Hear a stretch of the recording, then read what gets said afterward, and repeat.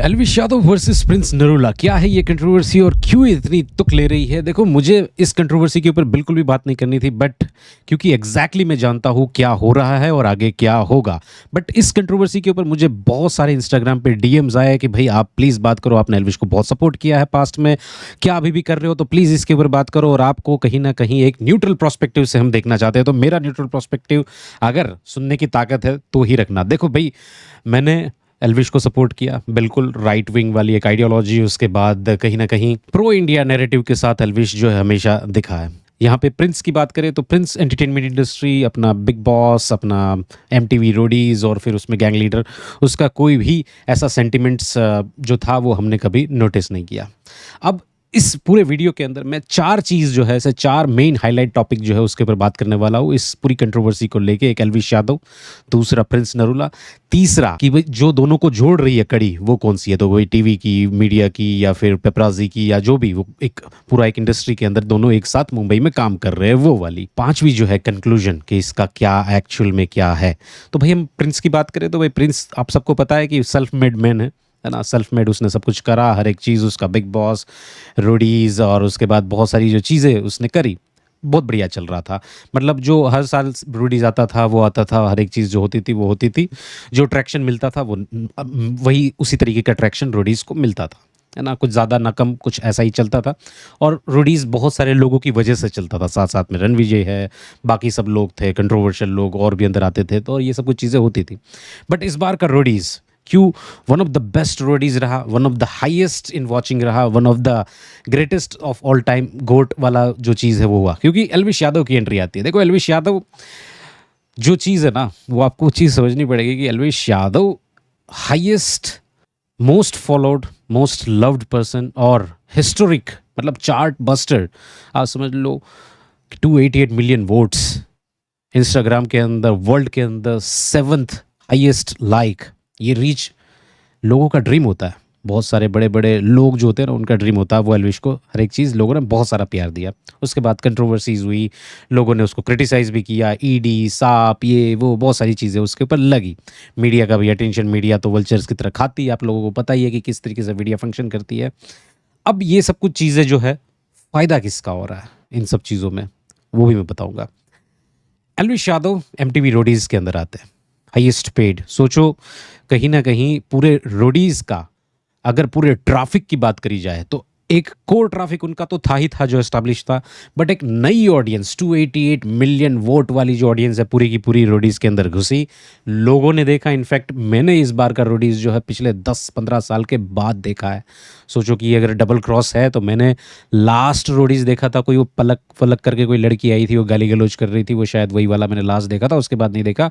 और रोडीज़ की exactly legacy जो है ना, वो रघु और राम जो दोनों गंजे आते थे उनकी है लेगेसी, अगर देखा जाए तो। ये शो भी उन्हीं की वजह से जाना जाता था, बाकी सब लोग ने आके टेक ओवर किया, ये चीज़ें हुई होगी। जैसे बिग बॉस की लेगेसी अगर देखी जाए तो बिग बॉस की लेगेसी सलमान खान से मानी जा रही, ना कि कोई अनिल कपूर से या ना अमिताभ बच्चन से या ना भी बीच में जो छोटे मोटे आते वो जो भी करण जौहर, वो सब लोग, उनसे लेगेसी नहीं लिखी जाएगी। तो लेगेसी अगर बात करी जाए तो लेगेसी यहाँ पे रघुराम की थी, ये वाली अगर देखी जाए तो पूरी की पूरी होस्टिंग या फिर शो को बनाना, फॉर्मेट या जो भी है चला उनकी वजह से था। तो भाई प्रिंस की अगर बात करी जाए तो प्रिंस अपना काम कर ही रहा था, है ना। अब क्या ये कंट्रोवर्सी जो हुई है रियल है फेक है? देखो, मैं इस चीज़ के अंदर नहीं पढ़ना चाहता कि रियल है फेक है, वो मैं आपके ऊपर देखना चाहता हूँ कि आप इसको किस तरीके से लेते हैं।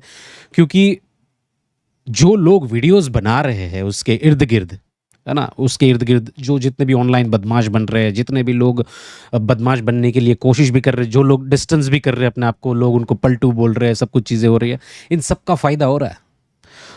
Attention is a new currency. आपको समझना पड़ेगा कि भाई वो आपका अटेंशन ग्रैब कर रहे हैं किससे, तो वही एल्विश यादव से। मेन जो उनका मुद्दा है वो वही है। तो इन शॉर्ट फ़ायदा जो है वो सबका हो रहा है इस पूरी की पूरी कहानी के अंदर। अब यहाँ पे प्रिंस की बात कर लेते हैं कि भाई प्रिंस का क्या फ़ायदा है इसमें। देखो, पूरी कंट्रोवर्सी के अंदर प्रिंस के पास कोई भी ऑडियंस नहीं है, मैं आप लोगों को क्लियर बता दूं। एल्विश के पास वर्ल्ड के अंदर 7th रैंक में आने वाला इंसान जो इंस्टाग्राम पे हाईएस्ट लाइक वाला है, वो वाली ऑडियंस पूरी की पूरी शिफ्ट कहाँ हो रही है, मतलब अटेंशन किसके पास जा रहा है, तो कि भाई प्रिंस नरूला के पास, है ना? अब सोचो कि जो एल्विश को सपोर्ट करते हैं, सपोर्ट ना करने वाले लोग भी कहीं न कहीं अटेंशन में होंगे। आप देख रहे होंगे कि कुछ ऐसे लेफ्ट विंग के जो लोग होते हैं या फिर कोई अलग तरीके से जो लोग हो जो एल्विश से हेट कर रहे हैं, वो ऑटोमेटिकली सपोर्ट जो है वो प्रिंस को करेंगे। उनको प्रिंस से लेना देना कुछ भी नहीं है, उनका कभी भी प्रिंस से लेना देना नहीं था, बट ये शो करेंगे कि भाई भाई प्रिंस भी बहुत बढ़िया है, ये भी बहुत बढ़िया है, वो भी बहुत बढ़िया, न्यूट्रल बनने की कोशिश करेंगे जो होगा अपनी तरफ से। बट उन्होंने कभी शो नहीं देखे, उन्होंने कभी प्रिंस को कभी सपोर्ट नहीं किया, कुछ भी नहीं है। तो यहाँ पे ये जितनी भी चीज़ें जो हो रही है उसके अंदर फ़ायदा जो है ना वो सिर्फ और सिर्फ प्रिंस का है। अब इसमें एल्विश को क्या करना चाहिए, क्या नहीं करना चाहिए? अगर if I am Elvish Yadav, अगर मुझे एल्विश यादव मैं होता और इंडस्ट्री के अंदर सेल्फ मेड मैन होता, मैं इतने 288 मिलियंस जो है वोट्स पड़ते और इतना बड़ा शो के अंदर पूरी की पूरी ट्रैक्शन ले जाने वाला ही मैं होता, इतने पब्लिक अगर मुझे ये सब कुछ मिलता, तो एग्जैक्टली मैं 1% भी जो है वो भाव नहीं देता। No engagement, no cloud chasing. जो लोग जितने भी वीडियोस बना रहे हैं, जो लोग जितने भी चीज़ें बोल रहे हैं ना कि भाई हम यहाँ आ जा, 4 तारीख को ये हो जाए, 4 तारीख को वो हो जाए, ये जितने भी ऑनलाइन गैंगस्टर या ऑफलाइन गैंगस्टर बनने की बात कर रहे हैं, देखो ऑनलाइन गैंगस्टर तो कोई है ही नहीं, है ना? जितने भी ऑनलाइन गैंगस्टर है ना वो बेल पे बाहर होंगे और हर इधर उधर हर वीक जो है वो पुलिस स्टेशन जाना पड़ता होगा उनको, क्योंकि बेल है तो बेल पे तो जाना ही पड़ेगा। तो ये उनकी गैंगस्टरगिरी की जो है धज्जियाँ उड़ जाती है। दूसरी बात, ये जो ऑफलाइन गैंगस्टर है, ऑफलाइन गैंगस्टर सब के सब जो है जेलों में पड़े हुए हैं, जितने भी लोग गैंगस्टर बने हुए हैं, जितने भी बदमाश बनने पड़े हैं। तो ये जो गैंगस्टरगिरी दिखाते हैं ना कि इधर आ जा, उधर आ जा, ये कर ले, मैं उधर आ रहा हूँ चौड़ में, मैं उधर आ रहा हूँ, ये एक प्रोवोकेशन है जो चीज़ें नहीं होनी चाहिए और पढ़ना नहीं चाहिए। एल्विश को मेरे हिसाब से जब मेरी बात हुई थी तो डेफिनेटली बहुत बढ़िया इंसान है एल्विश, और एल्विश जैसा इज़ अ वेरी डिफरेंट गाय। और ये इन सब चीज़ों के लिए नहीं, अगर आप लोगों को एल्विश को जानना है तो डेफिनेटली आप मुझसे शायद ज़्यादा जानते होंगे, जो व्लॉग में आप देखते हो डेली, ज़्यादा कनेक्ट करते होंगे। बट जितना मैंने एल्विश को सामने से देखा है, is a very decent guy, बहुत बढ़िया और इंटेलिजेंट और बिजनेस माइंडेड बंदा है। उसको सब कुछ पता है कि ये चीज़ें से ये होगा वो होगा, और डेफिनेटली वो ये कंट्रोवर्सी को इग्नोर करेगा। अगर मैं उसको जितना समझ पा रहा हूँ, मुझे नहीं पता कि अब वो उसका आगे का स्टैंड क्या होगा, बट वो क्लाउड बिल्कुल नहीं देगा, क्योंकि पूरा का पूरा फ़ायदा जो है इसमें एल्विश का कुछ भी नहीं है। तो जब पूरा का पूरा जब क्लाउड जो है वो प्रिंस को मिल रहा है, तो क्यों ही फ्री फालतू में फोकट की पब्लिसिटी करना। दूसरी बात, अब मैं फैंस के ऊपर आ जाता हूँ कि जो फैंस होते हैं, देखो फैंस बहुत ही इमोशनल होते हैं, मैं ये मानता हूँ, फैंस बहुत ही इमोशनल होते हैं। फैंस अपने जिसको भी पसंद करते हैं उनको सपोर्ट करने के लिए कुछ भी हद तक चले जाते हैं और ट्रोल भी करना स्टार्ट कर देते। तो गाइज ये बिल्कुल भी नहीं करना। आप सामने वाले को ट्रोल करोगे, आपका बंदा ही गलत दिखेगा। एक न्यूट्रल प्रोस्पेक्टिव के अंदर, एक थर्ड पर्सन के अंदर जो है ना, आप गलत दिखोगे, आपका बंदा गलत दिखेगा जिसको आप सपोर्ट कर रहे हो। तो कंट्रोवर्सी है जो दो के बीच में होनी चाहिए, किसी की माँ बहन बहू बेटी ये सब कुछ चीज़ों के अंदर लाना बिल्कुल भी नहीं चाहिए। अगर कोई भी कर रहा है तो रुक जाना। I am sure Elvish army और एल्विश के लोग जो जितने भी है वो इन सब चीज़ों के अंदर होते ही नहीं है। बट मैक्सिमम जो ट्रोलर्स होते हैं वो सब कुछ क्या है कि एक हिडन आइडेंटिटी है, एनिमोसिटी है ट्विटर के ऊपर या एक्स के ऊपर, तो कुछ भी लिख देते हैं हर एक चीज़। बट ये चीज़ें बचना चाहिए, जो मेन ऑफिशियल जो लोग ये सब कुछ चीज़ें चलाते हैं। अब प्रिंस बार बार क्यों ये सब कुछ चीज़ें कर रहा है, क्यों प्रोवोकेटिव चीज़ें कर रहा है? मैंने एक पेपराजी की वीडियो देखी जहाँ पे प्रिंस जो है बोल रहा है कि सिस्टम तो करप्ट हो गया, सिस्टम तो हैंग हो गया, एंड्रॉयड का सिस्टम था, ये था। This all are provocation. आपको समझना पड़ेगा, अगर प्रिंस नरूला स्पॉट कहीं पे होता है ना, चाहे चाहे वो विरल बयानी हो या इंस्टा बॉलीवुड हो या कहीं पे भी कोई भी पेपराजी चैनल के ऊपर होता है, तो आप उसकी एंगेजमेंट देखो, आप उसके व्यूज़ देखो, कुछ भी नहीं होगा, 10,000 20,000 50,000। But when he talks about Elvish, when he talks about कि एल्विश को मैं ये जाऊंगा वो जाऊंगा, वो मिलियंस में जाता है। नीचे लोग आते हैं गालियां देने के लिए या फिर ट्रोल करने के लिए या जवाब देने के लिए, कुछ भी आते हैं। देखो इंस्टाग्राम को या फिर सोशल मीडिया को ये नहीं चाहिए कि भाई क्या है, अच्छा बोल रहे हो बुरा बोल रहे हो, उनको तो बस एंगेजमेंट से मतलब है।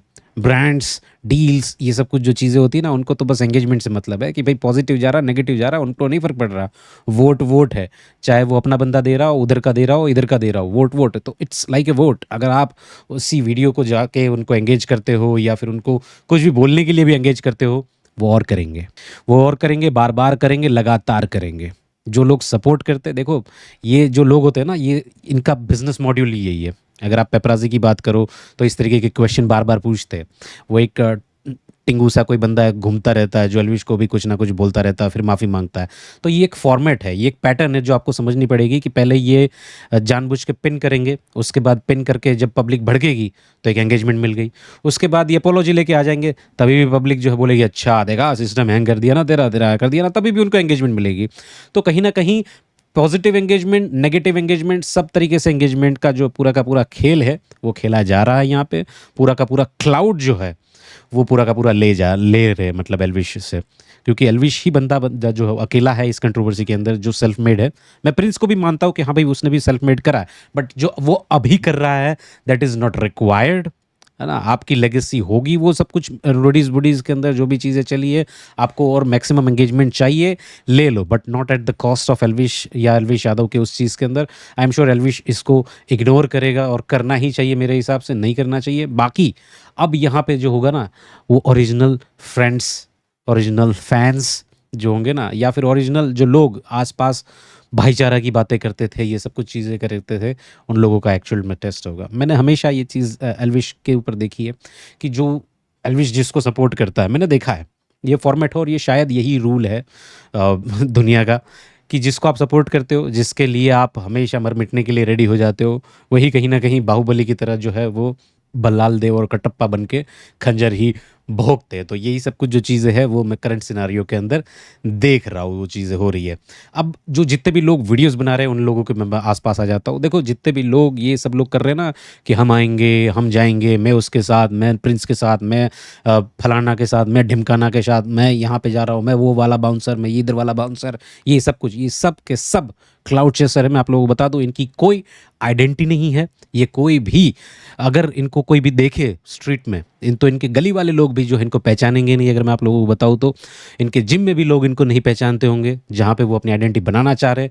तो ये लोग जो आते हैं ना वो एल्विश का सहारा लेके बाउंसर गिरी करने के लिए या फिर कुछ ना कुछ करने के लिए आ जाते, क्योंकि मैंने तो देखा है ना उठते हुए ऐसे लोग भी जो है एल्विश का सहारा लेके कि भाई हाँ मैं सुलह करवाता हूँ, और फिर उसमें पूरा का पूरा क्लाउड ले लेते, फॉलोअर्स बटोर लेते, शो कर लेते, शो में अपनी अपनी जो चीज़ें हैं वो वहाँ तक मतलब पूरा का पूरा ट्रैक्शन पूरे के पूरे उसके मीटअप्स जो करवा लेते हैं, उसके बाद गायब हो जाते हैं जब एक्चुअल में ज़रूरत पड़ती है।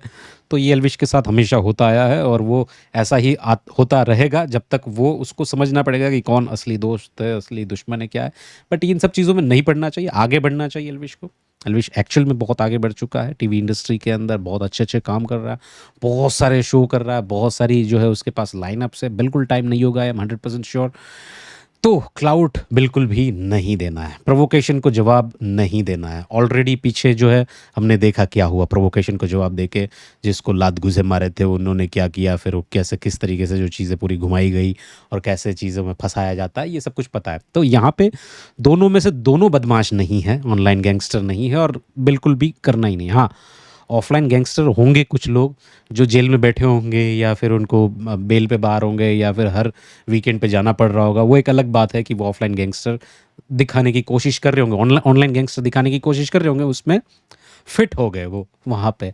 तो अब चीज़ें ऐसी आ रही है। तो मैं फैंस को और बाकी सब लोगों को और हमारे जो जयेश ठाकर लाइव पे हमें जो लोग देख रहे हैं उन लोगों को मैं बोलना चाहूँगा, भाई इस कंट्रोवर्सीज़ का कुछ भी नहीं, फर्जीवाड़ा है ये सब कुछ चीज़। Attention is a new currency, सब अटेंशन ले रहे हैं इन सब चीज़ों से, और जैसे अटेंशन आएंगे फिर स्टोरियाँ डालेंगे, फिर दूसरी तीसरी स्टोरी होगी, ये प्रोटीन पाउडर ले लो, ये इंजेक्शन खा लो, ये कर लो, ये पी लो, ये कर लो।